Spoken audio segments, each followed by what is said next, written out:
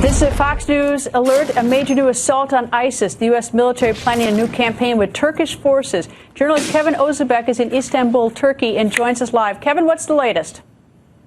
Well, Greta, this afternoon we heard the Pentagon say that a no-fly zone over northern Syria is not on the table. And also this afternoon at the State Department during the daily briefing, the spokesperson said that yes, in fact, the U.S. is working with the Turks to try to figure out a way to combat ISIS in northern Syria, but that the U.S. is not using this term that's getting a lot of buzz today, which was a no-ISIS zone. Well, that contradicts a lot of the reporting out there today.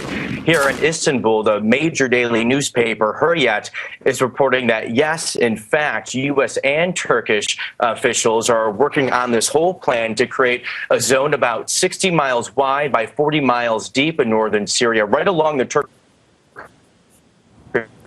border, that they hope could be wiped clean of ISIS fighters. And then once that is done, the Free Syrian Army could be brought in. That's a very moderate group that the U.S. has worked with before. Now, Greta, if this could be done, this would help Turkey in a number of ways. First off, it would create a really big buffer zone between IS militants and the Turkish border. Second of all, this is a country, Turkey, that is hosting nearly 2 million Syrian refugees. So the hope is some of those refugees could funnel into this safe zone.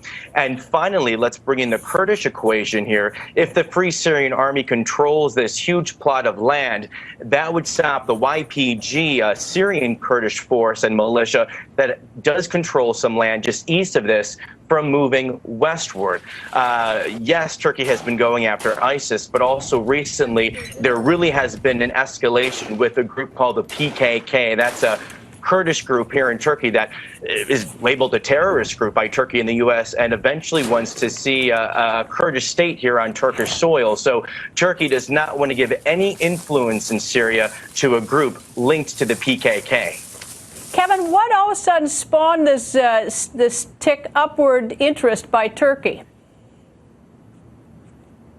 I would say, Greta, this all started last Monday when we had a suicide bomber here in Turkey kill 32 people. These 32 people were heading to Syria to deliver aid.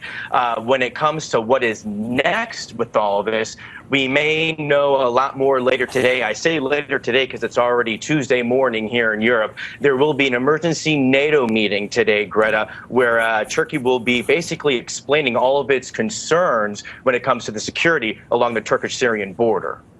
Kevin, thank you.